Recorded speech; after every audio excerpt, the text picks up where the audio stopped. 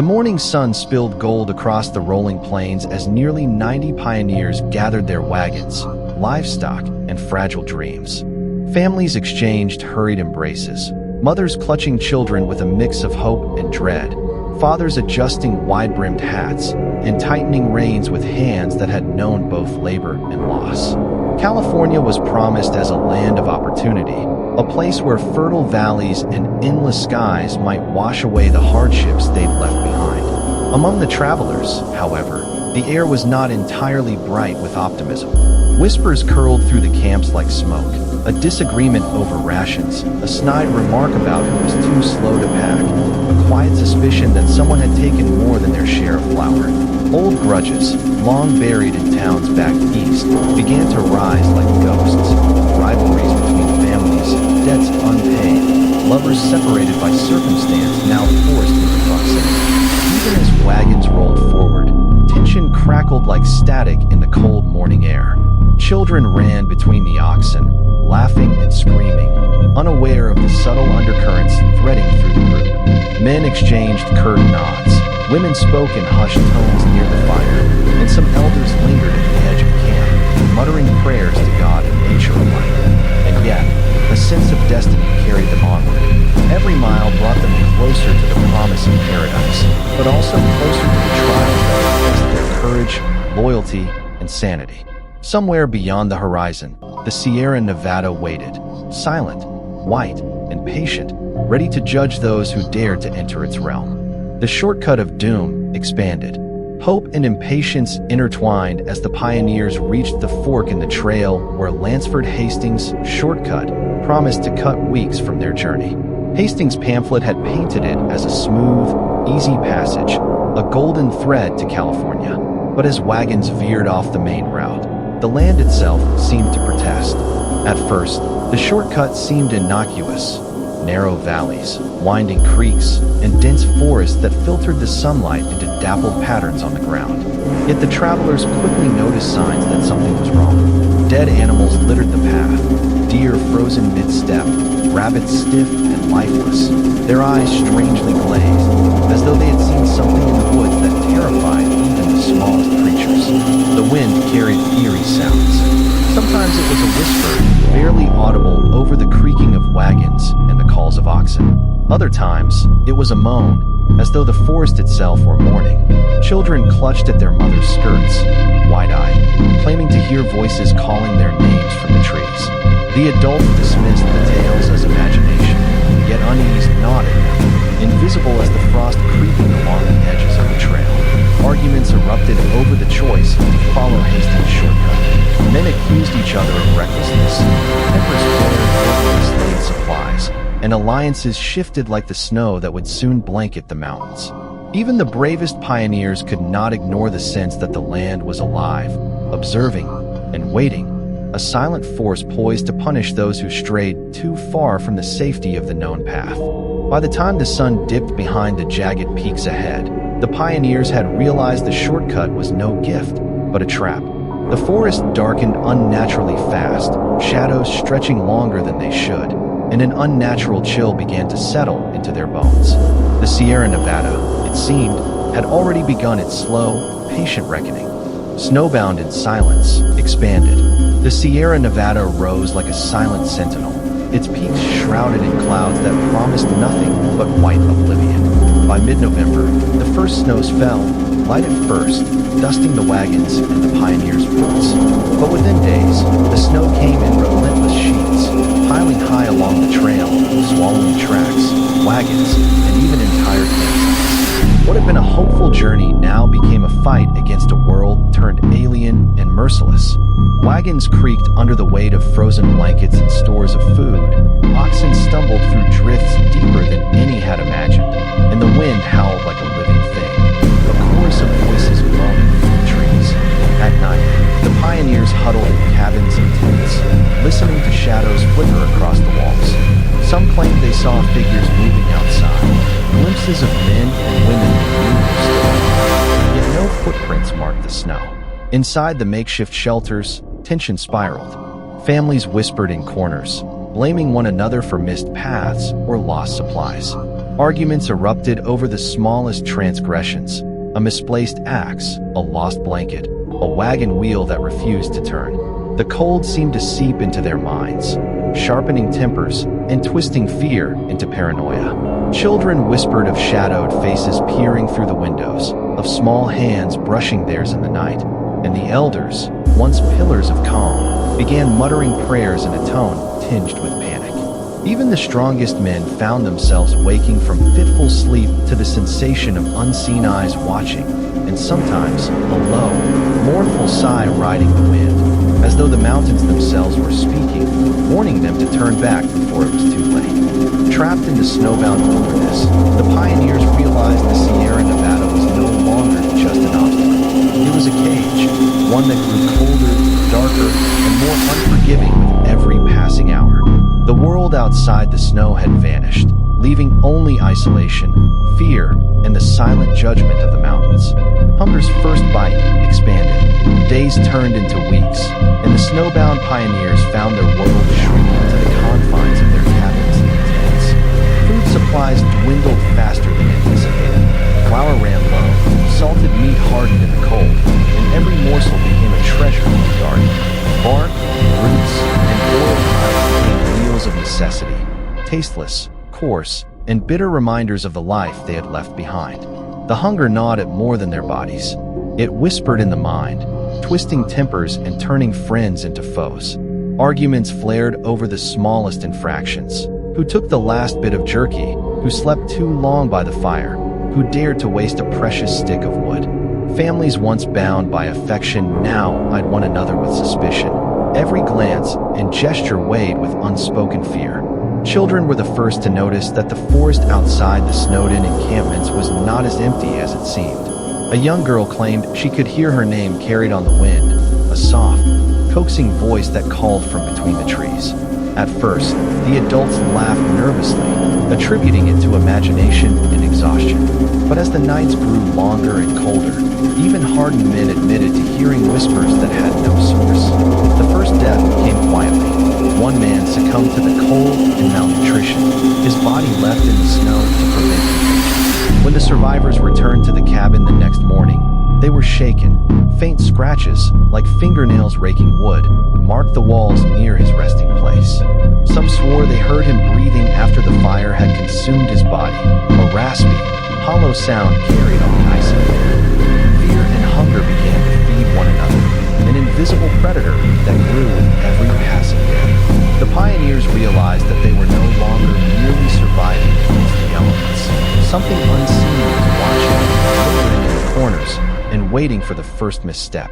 The Sierra Nevada, silent and unyielding, seemed to demand more than patience. It demanded a toll. The Pact in blood expanded. By now, the snow had buried nearly every trace of the trail, and the pioneers were trapped in a frozen world that seemed to stretch endlessly in every direction. Hunger no longer whispered. It roared, gnawing at their bones, twisting their thoughts, and testing the very limits of human endurance. The small, civilized acts of yesterday, sharing bread, comforting the weary, had begun to vanish. In their place grew a dark pragmatism, survival at any cost. Some spoke of what must be done in hushed, trembling tones, words barely audible over the whistling wind. The snow demands a sacrifice, one diarist wrote, his pen trembling as if the ink itself feared what it recorded. And in the dead of night, near the faint glow of dying fires, a pact seemed to form, unspoken but undeniable. Families huddled together, silently agreeing that only the strongest, or the chosen, would continue. Cannibalism arrived not as a grotesque act of savagery, but as a desperate negotiation with life and death. Those forced to partake did so with trembling hands, their eyes haunted by the faces of those who had fallen. Even as hunger dictated their choices, some began to sense a presence in the shadows, a cold awareness that seemed to watch from the edge of the forest, lingering in the whisper of the wind and frozen branches. Night after night, the survivors recorded strange occurrences, footprints appearing where none should be, distant murmurs echoing through the snow, and fleeting glimpses of pale shapes among the trees. Could it be their minds unraveling under the weight of famine, Or was something else, something older than the mountains, acknowledging their unholy bargain? In the Sierra Nevada, survival had become more than endurance. It had become a transaction with forces unseen. The pioneers had traded the warmth of their humanity for life itself, and in doing so, they had awakened something ancient, patient, and unforgiving. The mountains were no longer merely a barrier. They were a silent witness, and perhaps a willing participant in the horrors unfolding within their frozen grasp. The Forlorn Hope expanded. As hunger and exhaustion hollowed the remaining pioneers, a small band of the strongest, the young, the determined, and the desperate, resolved to risk the storm in search of help. Their faces were gaunt, eyes sunken, hands raw and blistered, yet resolve burned in their hearts. They left at dawn, their footprints the only mark on the pristine snow, a fragile thread connecting them to the encampment they were leaving behind. At first, they moved with purpose, shouting to one another above the wind that tore through the trees. But the Sierra Nevada is not a forgiving witness to human ambition. Snowdrifts rose like walls, and the wind carried voices, whispers that mimicked their own, calling out names, laughing softly, or begging them to turn back. Some of the men swore the shadows themselves seemed to reach for them, grasping at their sleeves, tugging at their resolve. Hours turned into days. Their strength ebbed as rations were already gone, frostbite set in, and the endless white consumed all sense of direction. In the stillness of night, they claimed to see figures moving in the distance. Night after night, the survivors recorded strange occurrences, footprints appearing where none should be, distant murmurs echoing through the snow, and fleeting glimpses of pale shapes among the trees. Could it be their minds unraveling under the weight of famine? Or was something else, something older than the mountains, acknowledging their unholy bargain? In the Sierra Nevada, survival had become more than endurance. It had become a transaction with forces unseen. The pioneers had traded the warmth of their humanity for life itself, and in doing so, they had awakened something ancient, patient, and unforgiving. The mountains were no longer merely they were a silent witness, and perhaps a willing participant in the horrors unfolding within their frozen grasp. The Forlorn Hope expanded. As hunger and exhaustion hollowed the remaining pioneers, a small band of the strongest, the young, the determined, and the desperate, resolved to risk the storm in search of help. Their faces were gaunt, eyes sunken, hands raw and blistered, yet resolve burned in their hearts. They left at dawn, their footprints the only mark on the pristine snow, a fragile thread connecting them to the encampment they were leaving behind. At first, they moved with purpose, shouting to one another above the wind that tore through the trees. But the Sierra Nevada is not a forgiving witness to human ambition. Snowdrifts rose like walls, and the wind carried voices, whispers that mimicked their own, calling out names, laughing softly, or begging them to turn back. Some of the men swore the shadows themselves seemed to reach for them, grasping at their sleeves, tugging at their resolve. Hours turned into days. Their strength ebbed as rations were already gone, frostbite set in, and the endless white consumed all sense of direction. In the stillness of night, they claimed to see figures moving in the distance. Within the cabins, rescuers found fragments of carvings etched into wood, cryptic symbols and patterns that did not resemble any known alphabet, some circling around faded bloodstains. The smell of smoke and scorched wood hung thick in the air, mingled with an iron tang that made stomachs churn. Corpses were found arranged unnaturally, their positions deliberate, as if part of a ritual rather than mere burial. Some seemed picked clean in ways that suggested something beyond human hunger had fed upon them. Even the snow outside the cabins bore strange markings, footprints that led nowhere, interrupted lines as if the ground had been walked upon by unseen feet, and depressions in perfect circles that had no natural explanation. Rescuers whispered among themselves, some refusing to sleep near the cabins, certain that eyes watched from the tree line, that the wind carried voices calling their names in warning or invitation. By the time the rescue parties returned to lower ground, the horror had settled into their bones. They spoke in hushed tones of what they had witnessed, a tragedy that was not just a story of famine, but a darkness woven into the mountains themselves. The Sierra Nevada had not merely trapped the DonnerParty, It had left a scar on them, a mark that hinted at forces older and colder than human understanding. The haunting of Donner Lake expanded. Years passed, but the snowbound horrors of the Sierra Nevada refused to fade from memory. Travelers and locals alike whispered of strange occurrences around Donner Lake, a frozen mirror reflecting not only the mountains but the suffering that had taken root there. Campers reported hearing faint, desperate cries carried across the ice, voices of children calling for help, mothers weeping, and men pleading for salvation. Some swore they saw cabins rise from the mist, perfectly intact yet vanishing when approached, as if the mountain itself mocked their search for shelter. Shadows flickered in the tree-line, skeletal figures draped in tattered clothing, staggering slowly, their hollow eyes tracking the living with a silent hunger. Sightings were often accompanied by chilling sensations, a sudden drop in temperature, the brush of invisible hands on the shoulder, or the oppressive feeling of being watched. Animals avoided the area, fleeing in panic or refusing to enter the forest. Even seasoned hunters and travelers, hardened by years of wilderness experience, spoke in hushed tones of the unnatural stillness that fell when night approached, broken only by whispers that seemed to float on the wind. Some who ventured too close vanished for days, returning changed.